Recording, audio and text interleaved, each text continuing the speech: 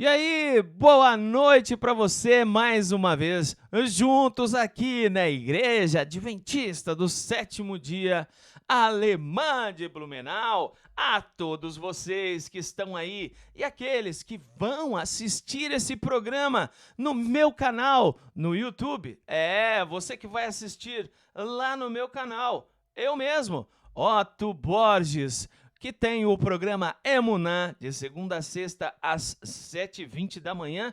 Convido vocês também e que participem. Se você que ainda não se inscreveu, inscreva-se no nosso canal. Vai ali, dá um like, like.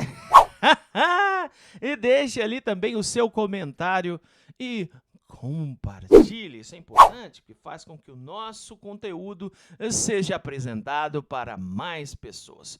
E o mais importante de tudo, você que vai assistir aí, para você que está assistindo agora, para todo mundo que vai participar deste programa, eu mando aqui o meu... Aquele abraço, minha gente! E hoje não vai ser diferente dos dias anteriores. Vamos continuar desvendando os códigos da Bíblia para entender os problemas atuais e quais são as soluções divinas para eles. E você, está gostando do nosso programa? Tem participado? Tem convidado alguns amigos? Olha, tem mais dias ainda aí, viu? Temos mais domingos que vamos estar juntinhos aqui. Através do vídeo, mas estaremos sempre unidos para a graça de Deus. Pela graça de Deus. Graça! Escapou aqui. Vamos que vamos, meus queridos. Hoje queremos saber a respeito de como é que existe, então, o problema do mal. Falamos sobre a Bíblia e como podemos confiar nela como um instrumento de Deus, e logo depois falamos sobre o próprio Deus. Mas e o mal? Bom, antes de continuarmos, não quero que você entenda assim. O mal não tem a mesma potência ou poder que Deus. Não é um poder equilibrado onde os dois combatem ferrenhamente com as mesmas forças. Exatamente o contrário. Deus não está lutando com alguém que seja de igualdade, mas sim com alguém que é menor que ele. Porém, ao mesmo tempo, por que essa luta ainda continua sendo travada, já que seria facilmente, era só fazer um estalo como o Thanos, né? E acabaria com tudo. Por que Deus não faz assim? Bom, é aqui que, como pegamos já da mensagem anterior, entendemos a respeito do caráter de Deus, tão maravilhoso, tão amoroso e que tenta trazer com que as pessoas entendam quem ele é por seu caráter, não por sua obra criativa. Deus, ele se doa pelos seres que ele mesmo criou. Deus demonstra atenção e carinho por esses mesmos seres e tenta aproximá-los, criar uma família. Mas, por outro lado, ele também dá liberdade. Você que está aí, imagine-se numa situação da seguinte forma. Você se apaixonou por alguém. Essa pessoa que você encontrou, às vezes, passeando por algum lugar, e você viu que a maneira com que ela tem, tão linda, de como, às vezes, guarda o cabelo atrás da orelha, com óleo, assim, de soslaio para você, e como fala, o tom suave da voz te encantou. Mas aí, você que ficou apaixonado, deslumbrado por ela, vai até o encontro dessa pessoa e não apresenta o seu amor. Pelo contrário, você captura essa moça, leva para casa, guarda dentro da sua casa, tranca 7 chaves, mas leva todos os dias um alimento bonito, gostoso para ela, para tentar convencê-la de que você está apaixonado por ela e que ela deveria escolher você como alvo do amor. O que você acha disso, hein? Otto, que coisa de maluco, isso tudo é problema, isso daí seria sequestro, a moça tem o direito de escolher, ela tem a liberdade de rejeitá-lo. Então você vai entender claramente qual é o objetivo dessa historieta. É o seguinte, Deus criou todos os seus seres com a liberdade para amá-lo. Não existe amor por decreto, não existe amor por aprisionamento.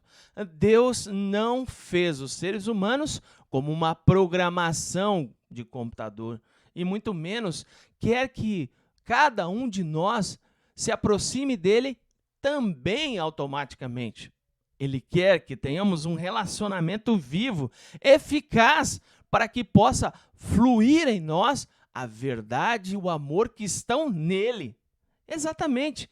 Ele não só nos chama para conviver em um relacionamento, como quer que sejamos participantes da sua natureza.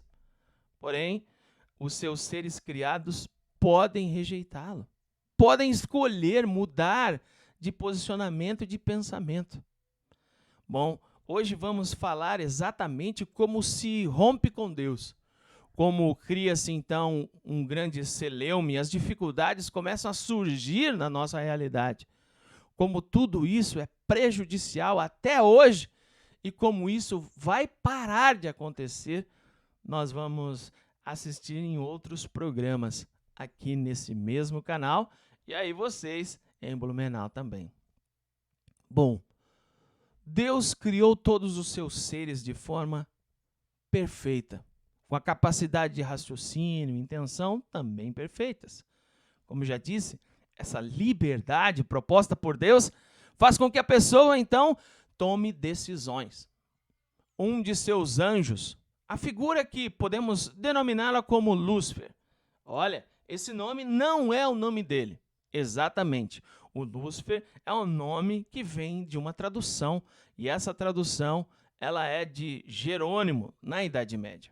Porém, vamos usar esse nome por ser mais identificado com as pessoas e conhecido hoje como uma representação de Lúcifer, aliás, a representação desse anjo antes de se tornar Satanás.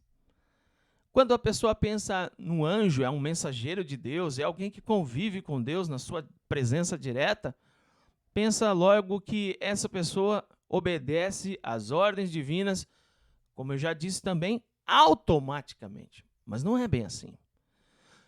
Esse anjo, Lúcifer, ele tinha então no seu coração alguns desejos que começaram a aflorar. Pense você, está na direta presença de Deus. O Deus Todo-Poderoso, o Glorioso, lembra do holofote? Imagine que aquele poderoso e potente holofote jogando luz e glória diante de todos os outros, jogando luz e glória diante de todos os seres que ele criou, agora estivesse ali uma figura que regesse então o coro dos anjos e fizesse com que eles exaltassem o nome de Deus, e essa figura era Lúcifer. Ao fazer isso, ele também poderia sentir o prazer de honrar a Deus, mas esse prazer poderia estar sendo modificado pouco a pouco, até que no coração alimentasse o desejo de não ser mais só o regente de um coro gigantesco, enorme, que fazia tremer as entranhas de qualquer um ao ouvi-lo. Por que não? Eu não posso ser o que está sentado do trono. Esse foi o pensamento dele. As Escrituras mostram isso em profecias. A profecia dirigida a profecia que foi dirigida em Isaías, no capítulo 14, fala a respeito de algum rei. Mas é interessante notar que a Bíblia tem como alvo falar numa época correta e precisa dos dias de hoje, por exemplo, nos dias de Isaías, e também utilizar elementos que estão além do alcance daquele tempo presente. Exatamente. Lembra? Isaías também fala sobre: eis que a virgem conceberá e dará à luz a um filho e lhe porão o nome Emanuel, que quer dizer Deus conosco. Esse evento aconteceu no tempo de Isaías. Foi a esposa de Isaías que deu à luz a um filho e eles colocaram o nome de Emanuel. Mas essa profecia também se dirigia à vinda do Salvador, que do mesmo modo sairia agora de uma forma extraordinária, um pouco mais honrada e glorificada, porque, de fato, eis que a Virgem concebeu sem ter nenhum contato com nenhum outro homem, como foi o caso da esposa de Isaías. E assim, tivemos o ente santo de Deus, o Filho de Deus, nascendo. Ele sim representou Deus conosco. Ou seja, uma profecia que tinha direção para aquele tempo, mas que revelava coisas do Altíssimo para um tempo futuro. Ou então, revela coisas do Altíssimo do passado, para que tenhamos entendimento. É por isso que Isaías 14 se encaixa perfeitamente para entendermos quem é esse agente que mudou o pensamento. Em Isaías 14, como dizia, nós encontramos o seguinte, versículo 12, por favor. Como você caiu dos céus, ó estrela da manhã, filho da alva, como foi atirado à terra você que derrubava as nações, você que dizia no seu coração, sobre os céus, erguerei o meu trono acima das estrelas de Deus, e me assentarei no monte da Assembleia, no monte mais elevado do Monte Santo. Aquele desejo de grandeza começou a habitar e povoar para esse ser Lúcifer. O distanciamento começou ali. O que é o pecado? O pecado é afastar-se de Deus. Mas o pecado também é a transgressão da lei de Deus. Essas duas coisas unidas levam a cada dia a pessoa a um único alvo, que é a morte. Pois o salário do pecado é a morte, como diz Romanos 6:23. Mas por que, Otto? Porque não é possível continuar vivo longe da fonte da vida. O tempo pode permitir que você viva longos anos. Pode ser que você dure a vida toda, uns 70, 90, 100 anos. Mas isso é mínimo para aquilo que Deus queria que vivêssemos eternamente. O pecado deteriorou o ser humano ao ponto de prejudicar sua condição física, mental e também espiritual. Tudo isso porque este anjo queria ser como Deus. Essa atitude dele fez com que ele propagasse esse pensamento para com outros anjos.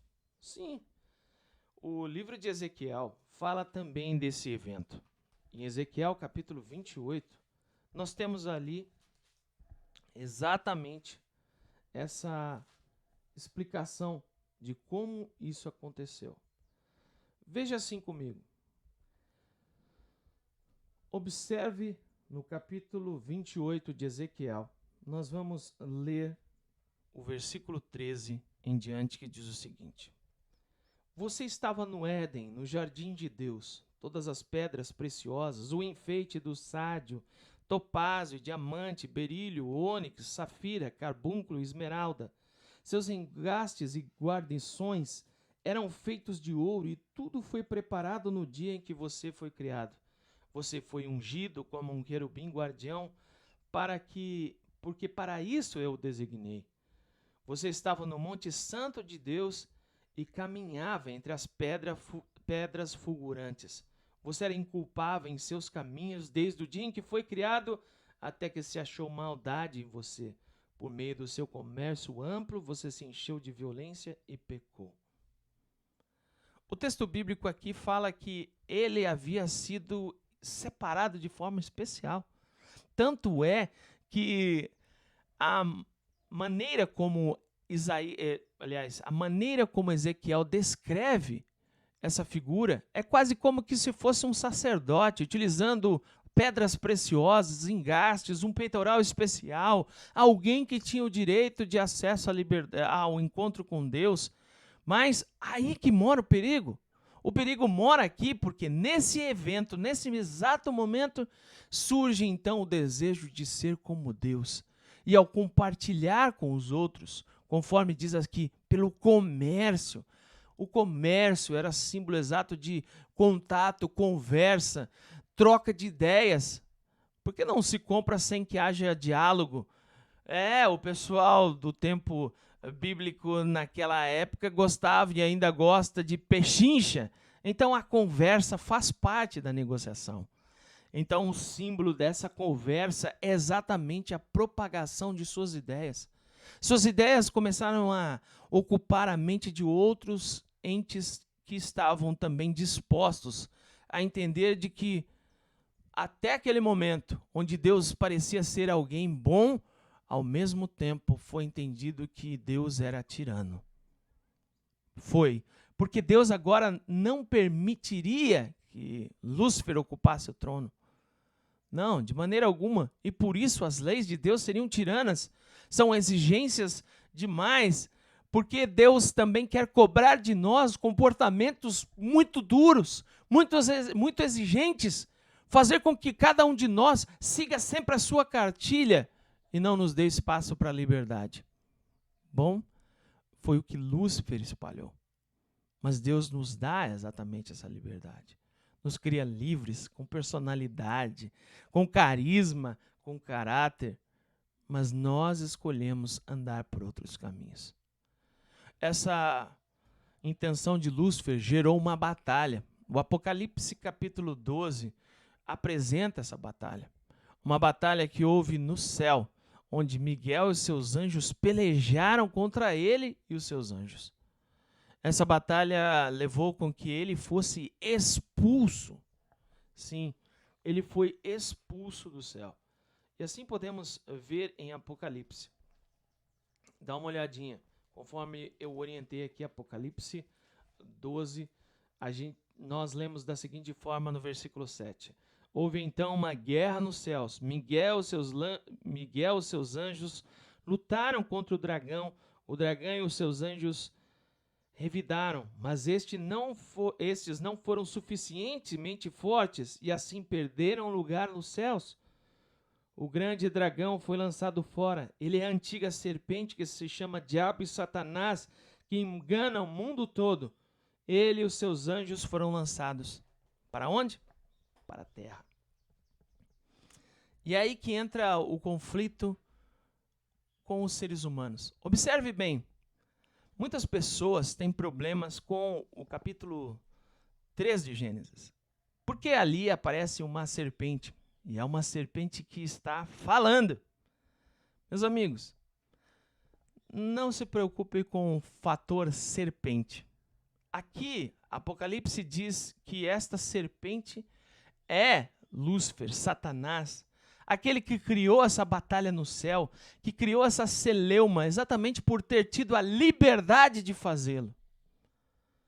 Esse agente, ao vir para um planeta onde Deus recém havia criado, com seres também moralmente perfeitos, fisicamente perfeitos, espiritualmente perfeitos, ele utilizou-se de suas artimanhas. Por isso o texto bíblico fala que é ardiloso. Dá uma olhadinha comigo em Gênesis. Por isso que ele utiliza, então, de certa forma, de ilusão. Utiliza um pouco de vislumbre. Ele deixa as pessoas vislumbradas, deslumbradas. Ele deixa com que as pessoas fiquem encantadas com todos os seus atos, com a finalidade de fazer com que essas pessoas caiam em seus engodos e enredos. Faz com que essas pessoas comecem a torcer a verdade pela mentira. Exatamente. É o objetivo dele. Ele faz, se possível, descer fogo do céu para enganar as pessoas. Sendo que fogo do céu era uma manifestação direta da atuação de Deus. Ele tem o interesse de aproximar-se das pessoas através do encantamento, da magia. E qual magia seria isso? As pessoas pensam que artes mágicas é fazer com que apareça coisas que não existam. Não, as artes mágicas são artes de engano. Perceba que o mágico hoje em dia, ele tira a sua atenção desse lado para fazer então o truque do outro lado, utilizando então de rápidos movimentos. É exatamente isso que Lúcifer faz. Ele é um mágico especialista em tirar o foco das coisas. Pode ser que a serpente nem tenha falado, mas a ilusão proposta por ele fez com que eles tenham entendido que aquele animal falava, e falava de uma forma a convencê-los a agir contra Deus.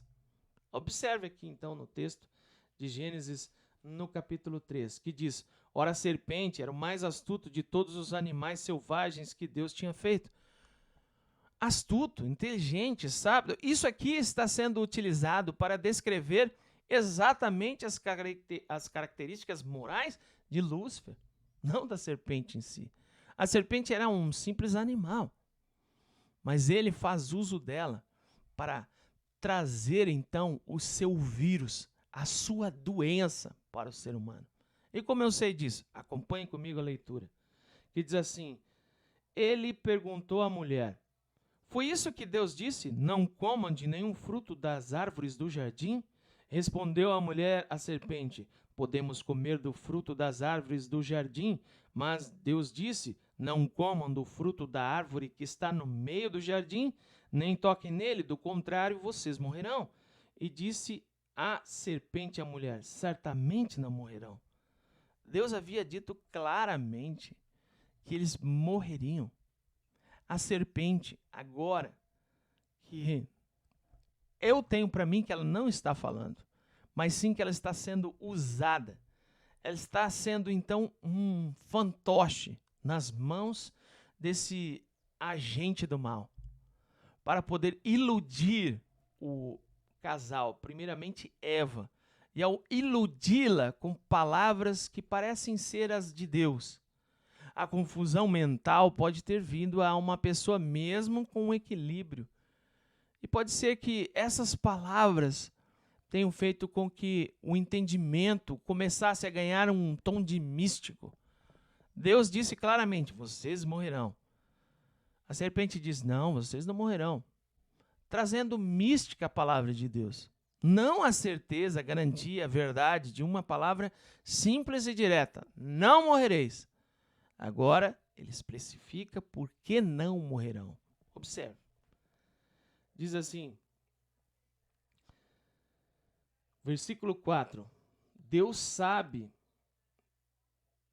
que no dia em que dele comerem, seus olhos se abrirão e vocês, como Deus, serão conhecedores do bem e do mal. Lembra que eu falei?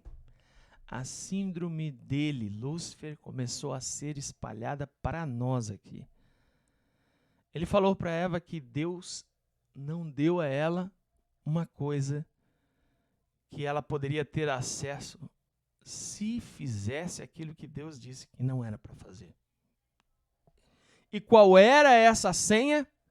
Ser o próprio Deus da sua vida. Lembra que no início eu falei que ele queria ser como Deus? Ele queria se exaltar e ser Deus. Espalhou essa notícia para outros que poderia ser possível fazer a mesma coisa. Mas ele agora passa essa ideia para os seres humanos. Ao fazer isso, Eva cai no encantamento de Lúcifer, que estava usando a serpente apenas como marionete. E os seres humanos aceitam, sim, ser o próprio Deus de suas vidas. Dirigirem os seus sonhos, planos e objetivos sozinhos. A história vai nos levar a um casal que está completamente perdido, vestindo aquilo que eles tinham como possível para se cobrir das vergonhas, que eram folhas de figueira. Estavam ridículos, estavam com medo, estavam afastados, distantes de Deus. Mas a própria Bíblia diz que a partir do versículo 10 é Deus quem vai ao encontro deles. Deus encontra o ser humano onde ele está. Agora, aquele ser humano que não tem mais a glória de Deus que o cobria, a justiça. As vestes na Bíblia são símbolo de justiça. Eles perderam essa justiça. E passaram a todos os seres humanos a mesma sina. Somos seres injustos. Somos seres que estão debilitados em todas as suas esferas. Exatamente. Essa é a mensagem da Bíblia. A mensagem de que Deus cria o ser humano perfeitamente. Mas o ser humano, primeiramente Lúcifer, depois o ser humano, afastam-se de Deus. E ocorre o que Paulo diz aqui nas Escrituras. Diz o seguinte no versículo 23 de Romanos 3. Pois todos pecaram, estão destituídos da glória de Deus. Todos nós pecamos. Estamos destituídos da glória de Deus. Não somos culpados do pecado de Adão e Eva, mas todos estamos na condição de pecadores, ou seja, afastados, sem a glória de Deus. Somos homens e mulheres com tendência a fazer o que não é certo, a fazer o que desagrada a Deus e fere a gente. Quantas vezes você já fez isso? A Bíblia diz que naquele dia alguém teria que morrer. Adão e Eva não morreram naquele dia. Alguém morreu no lugar deles. O símbolo da esperança renasceu mais uma vez. Em Gênesis 3,15, surge a promessa de que o descendente da mulher esmagaria a cabeça da serpente para todo sempre. Ali aparece também, logo em seguida, no versículo 21, que Deus faz vestes de pele para Adão e para Eva. Alguém morreu. O cordeiro morreu. Apocalipse 13, versículo 8, diz que ele é o cordeiro que morreu antes da fundação do mundo. Deus conhece todas as coisas e já havia preparado o escape caso o ser humano escolhesse o caminho da destruição e morte. Ele assumiu o lugar de cada um de nós. Assumiu esse caminho para que pudéssemos ter o direito a voltar à árvore da vida. Eu sei que às vezes você já tomou algumas decisões que não são as melhores para a tua vida. Deus te dá essa liberdade. As consequências dos atos que você fez são só suas, mas Deus te recolhe aonde você estiver, carrega nos braços dele para trazê-lo de volta para casa. E aí? Agora você entende um pouco o que significa toda aquela história de Gênesis 3. Agora ficou mais claro de que não é só uma fábula e que não é uma serpente de fato falante, mas sim alguém que está usando como marionete uma serpente ou um animal, o que quer que seja, que usa como marionete às vezes algumas coisas para poder iludir você e levar a entender que você é o único que sabe. O desejo do orgulho, o desejo da liberdade revoltosa, exatamente rebelião. O desejo de afastar-se de Deus. Mas eu convido para que você estenda a mão e fique com Ele mais uma vez. Você é o alvo do amor de Deus. Não importa onde você foi, Ele encontra você. Mesmo que vestido em folhas de figueira, vai cobri-lo com a sua justiça que Ele mesmo pagou com a vida. Por isso, continue conosco. Vamos orar? Vem comigo. Senhor nosso Deus, sabemos agora qual é a motivação do pecado, que é o desejo de orgulho, de ocupar a posição que só o Senhor deve ocupar. O desejo de, então, dominar tudo e não permitir-se ser um aprendiz. Se eu tenho esse desejo, Senhor, pelo Espírito Santo atue na minha vida, na vida dessas pessoas queridas que ouvem esse programa agora, para que o Senhor faça com que nossas folhas de figueira sejam trocadas por sua justiça maravilhosa. E assim nós pedimos, carecidos da graça de Cristo, nosso Salvador, hoje e sempre. Amém.